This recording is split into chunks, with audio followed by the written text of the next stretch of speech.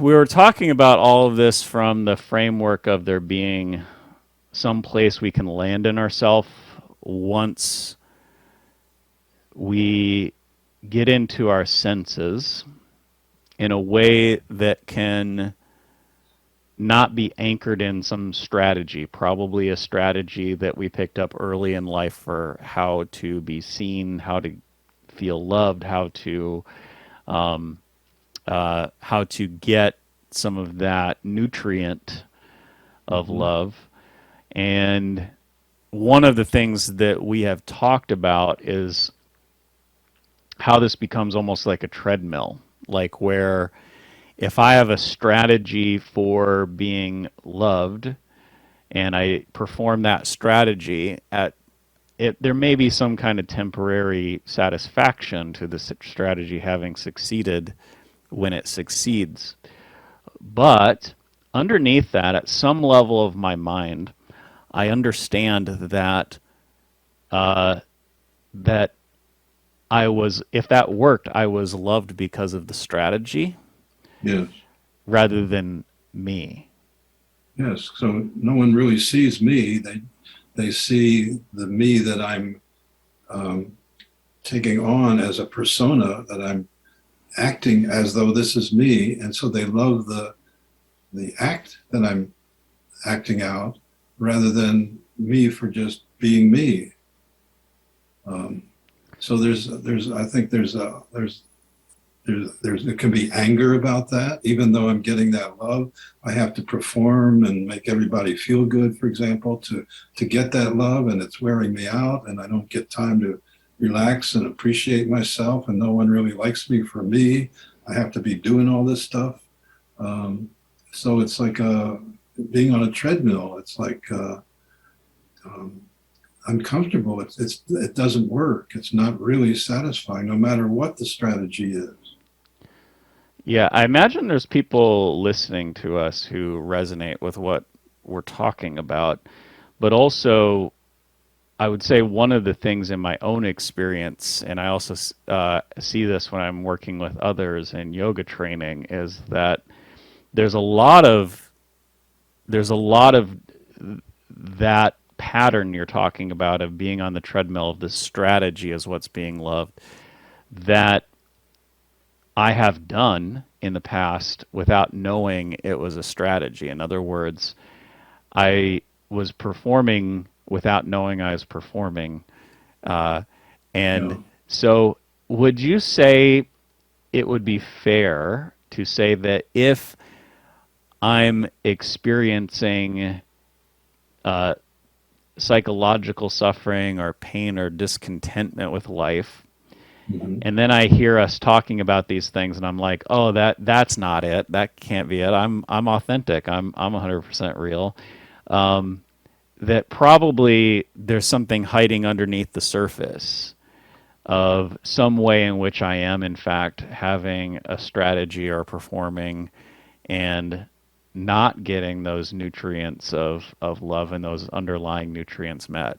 Would you say that that's a would be a fair inquiry to take on if, in fact, what I'm noticing is that I'm not that content with life? Yeah. Well, I don't encounter many people that are um, just feeling like, yeah, I'm really doing it right. I'm a loving person. I'm and um, why is it not working? Most the people that come to me are realize something's not working, and they haven't. Um, Maybe they haven't noticed their strategy or what it is, but something doesn't feel right. I got angry. I blew up at so and so, and so when I they meet with me for therapy, um, we begin to uncover what that strategy is and why it's not working. And and I suppose for me, I think that I could just use myself as an example. Sometimes things are going really well, and I think I'm a loving person. I'm a caring person, and something comes along to show me that this what I'm imagining is not really what's true. So whatever image we portray, if we think we're so um, successful at life, um, we're going to find that something's going to come and knock us off that pedestal that we're putting ourselves on. Yeah, I want to highlight this because I think it may be a central hub to what we've been uh, talking about in topics here, which is the treadmill or the kind of Gordian knot or Chinese finger trap of being in a situation where I have a strategy to be loved and then I'm not loved. Mm. I don't feel deeply loved, or at least it's temporary, because at some level I know that it's the strategy and not me. And there's that Chinese finger trap quality to this where it's like the harder I pull, the more trapped I am. Mhm. And I think that dovetails really nicely into your concept around that this is an uncovering, right? So we're not efforting, it's the efforting and the Chinese finger trap that keeps us trapped. But we're relaxing into, we're uncovering what is. And that's not always a simple, straightforward thing that we can instantaneously discover. Yeah, So to take cyclists all the way back to where we started, meditation, yoga meditation, psychotherapy, um, psychedelics, these are all, it seems like, tools for getting to that point of like, oh, I'm in this Chinese finger trap. Okay, let's relax out of it. Like these seem like tools for um,